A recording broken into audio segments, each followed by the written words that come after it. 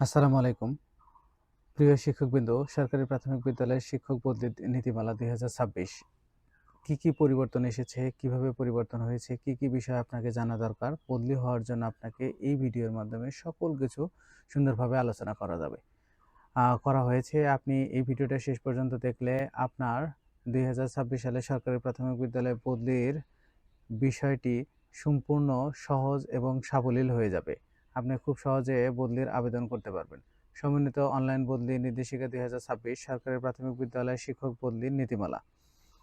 নির্দেশিকায় পরিচিতি ২০২৩ সালের নির্দেশিকা সংশোধনপূর্বক ২৬ সালের নির্দেশিকা জারি করা হয়েছে। সরকারি প্রাথমিক বিদ্যালয়ের শিক্ষক ও মাঠ পর্যায়ে সরকারি কর্মচারীদের মধ্যে প্রযোজ্য। মানে এই শিক্ষকের ক্ষেত্রে বদলিটা শুধুমাত্র সরকারি প্রাথমিক বিদ্যালয়ের শিক্ষক ও মাঠ পর্যায়ে সরকারি কর্মচারীদের জন্য প্রযোজ্য। তার মানে শুধু শিক্ষকদের ক্ষেত্রেই এই সরকারি প্রাথমিক বিদ্যালয়ে যে বদলিটা ছাড়া হয় সেটা সম্ভব। তারাই বদলি হতে পারবেন। বদলির সময়কাল ফেব্রুয়ারি থেকে অক্টোবর মাস পর্যন্ত বদলি কার্যক্রম চলবে। অনলাইন সফটওয়্যারের মাধ্যমে বদলি সম্পন্ন হতে হবে। একই উপজেলা, আন্তঃ-উপজেলা, আন্তঃ-জেলা, আন্তঃ-বিভাগ বদলি করা যাবে। তার মানে বদলিটা হচ্ছে ৪টা ধাপে হয়। একই উপজেলার মধ্যে হয়, আন্তঃ-উপজেলায় হয়, আন্তঃ-জেলায় হয়, আন্তঃ-বিভাগ হয়। ৪টা ধাপে হয় বদলিটা।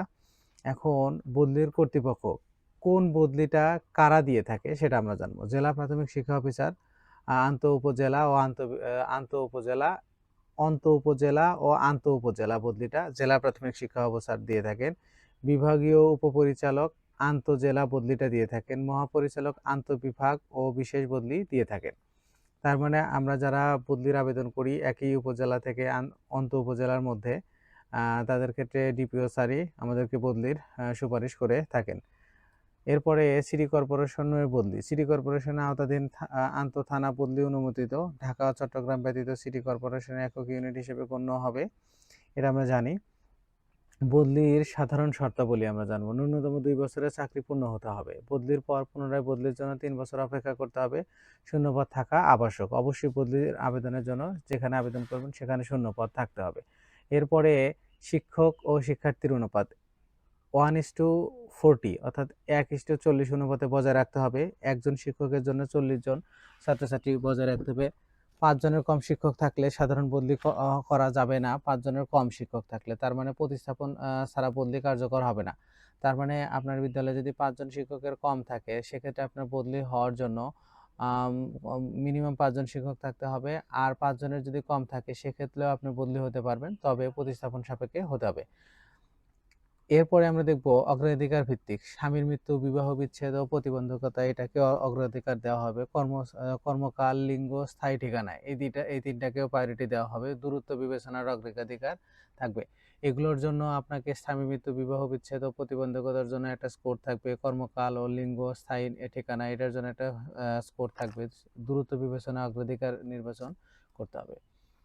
কাবিননামা ও স্থায়ী ঠিকানার প্রমাণ প্রয়োজন। স্বামী স্ত্রীর স্থায়ী ঠিকানায় বদলি। সমগ্র চাকরি জীবনে একবার সুযোগ পাওয়া যাবে এটা। পিতামাতা পরিবর্তিত স্থায়ী ঠিকানায় বদলির সুযোগ। পিতামাতা পরিবর্তিত স্থায়ী ঠিকানায় বদলি সহ প্রয়োজনীয় কাগজপত্র দাখিল করতে হবে। বিধবা ও তালাকপ্রাপ্ত শিক্ষকগণ পিতা বা পরিবর্তে স্থায়ী ঠিকানায় বদলির সুযোগ। প্রয়োজনীয় কাগজপত্র দাখিল করতে হবে। স্বাস্থ্য ও প্রশাসনিক কারণে কিছু বদলি দেওয়া হয়, যেমন ক্যান্সার, কিডনি, লিভার সিরোসিস ইত্যাদি রোগে বিশেষ বদলি। প্রশাসনিক কারণে বদলি হলে ৩ বছর আগে পূর্ণ বদলি নয়। তার মানে প্রশাসনিক কারণেও যদি বদলি হন ৩ বছর আগে সেখানে আর বদলি হতে পারবে না। একই উপজেলার মধ্যে পারস্পরিক বদলি করা যায়, আমরা যাকে বলি মিউচুয়াল ট্রান্সফার। সংযুক্তি সর্বোচ্চ ১ বছরের জন্য কার্যকর থাকবে। তার মানে কাউকে যদি ডেপুটেশন দেওয়া হয় সেক্ষেত্রে সর্বোচ্চ ১ বছর সেটা থাকবে। জনস্বার্থে মহাপরিচালক যে কোনো সময় বদলি সংযুক্তি দিতে পারেন। প্রধান শিক্ষকের বদলির আলাদা বিধান রয়েছে। এই ছিল আজকের সরকারি প্রাথমিক বিদ্যালয়ের গুরুত্বপূর্ণ নির্দেশিকা। যা মেনে আপনি যা বুঝে আপনাকে অনলাইন আবেদন করতে হবে। খুব দ্রুতই সম্ভবত কুরবানির ঈদের পরেই, ঈদুল আজহার পরেই অনলাইন বদলি চালু হয়ে যাবে।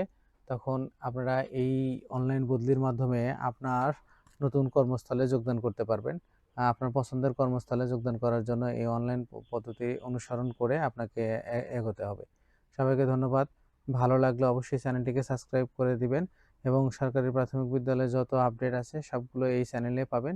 চ্যানেলটির সাথে থাকবেন। ধন্যবাদ সবাইকে। আসসালামু আলাইকুম।